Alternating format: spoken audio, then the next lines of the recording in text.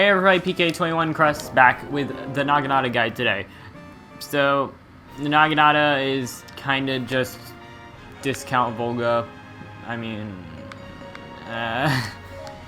it's not really that great. Okay, so weapon skills. You have 4 okay attacks and 1 attack you almost not to never use. So I'd say strength 2, 3, 4, 5. And then versus Dragon Undead, or Undead, whichever one, because you can't have both. No healing, hasty attacks, and finishing blow plus. Those are probably the 8 skills you're gonna want. The strong attack is not that great, honestly. I see people saying it's not that bad, but it kinda is that bad. And the Naginata itself is kinda that bad, but okay, whatever. You say so. So, the weak string. It's like, okay. It's good for, like, since last hit it is a projectile thrown pretty far. You can use that to space enemies quite well. But even this is with hasty and it's kind of slowish to get there in the first place. So you're kind of just better off running away or doing something else instead of trying to space it out with a weak string. Especially because it's a weak string, it's not going to do that much damage anyways. Okay, so for the strong attack, throw it out and it does that. And I hear people say this is really great for crowd clearing, but I mean, I can just do this. I don't really care about getting hit. And it'll clear crowds, sure, but at what kind of speed? I mean, this is really getting slow. So, mostly the only time you want to use that attack is for giant bosses. That attack is great against giant bosses, but for breaking weak point gauges, damage doesn't matter, and that's why I'd say that's a skill you don't really want strong attack plus on this weapon. So, next attack is combo 2, and that's, you didn't even do it right, okay. Okay, so, well, breaks weak point gauges like pretty much every other combo 2 in the game. The last hit does a lot of damage, surprisingly, and that's really great for comboing enemies. And also, just in general, the first hit like that, or actually the first 2 hits, or like you get it, like that, those are really great combo starters, and you can combo into mostly everything if they just don't die in like 2 hits, but that can combo really well into almost anything. So, use that a lot in 1v1. So, the next attack is combo 3.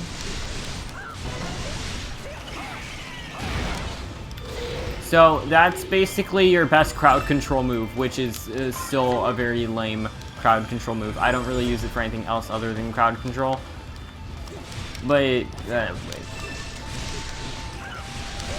usually I only use the first 2 hits. You can use the third hit, but most of the time I just use the first 2.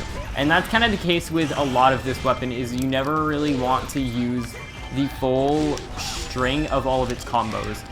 You kind of just want to use like the first few hits, but you usually, well, not usually, you don't always want to go the entire length of the combo. So the next one, and this is the really big example of it, combo 4.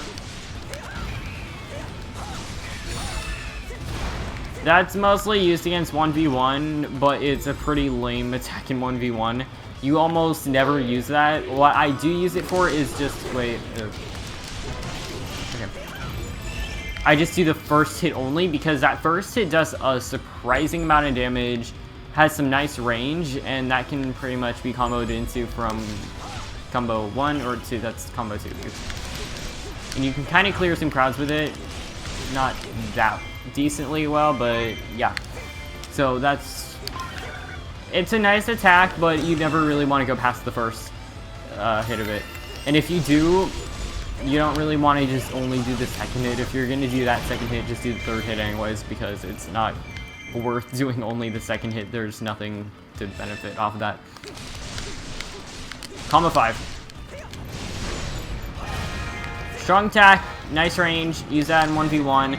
It doesn't have that much range for crowd control, like it kind of does, but I mean, like, it has like kind of good crowd control, like, for this weapon, not in general. I still kind of like this better because more range and it's just quicker in the string, so you can use it more often to clear more crowds. as opposed to if I can just do this. There's multiple officers like right now, then you will want to use it, but not that often. And yeah, that's kind of what I'm saying. And then the finishing blow, it's like, okay, I guess. There's not really much to say about the finishing blow. And the very last thing, the thing that people always go crazy over, the special attack. That was not the optimal time to use the special attack. It's a good special attack, and it's this weapon's best crowd clearing move, because this weapon does pretty much everything else pretty decently except crowd clearing. That's why I keep mentioning it, because that's the thing you have to kind of look out for.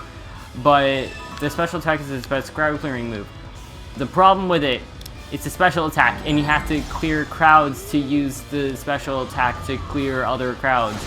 And that doesn't really work out well unless there's like a lot of yellow jars. So that becomes a problem decently quickly, like right here. And yeah, okay, I have one more use of it. Now I can just like clear out more of the keep, but it's still gonna be kind of slow.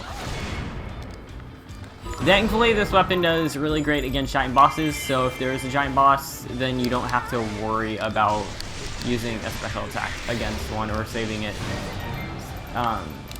Actually, on to giant bosses, let's just get on to them right now, because there's not really much anything else to say here.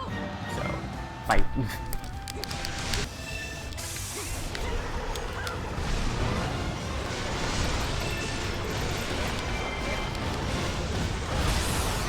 So, yep, that's giant bosses. Just combo 1 to combo 5. Yeah, not 6. I don't know why I was going to say 6. Combo 1 and combo 5, that's basically just how you battle every single giant boss that works on all of them, except Imprison and Ganon, because they're them, and they're special and dumb and whatever. Unless you're playing Legends, then it might work on Imprison, but I don't have Legends, so I can't say that, and these are Wii U guides, not 3D Legends guides, so yeah, I don't... What's the Imprison? What's Helm Rocking? Never mind. There's not really much else to say in this guide, because it's much to cover. Not really that complicated of a weapon, and it's really not bad. It's just it's competing with Volga, who does everything you do but better, except for like special attack and finishing blows. The Naginata does those better, but even then, that's not gonna like make the Naginata better than Volga, just because Volga does everything else better. So yeah. It's definitely the better of two Impa's weapons, because it's a great, the giant blade, great blade, giant blade.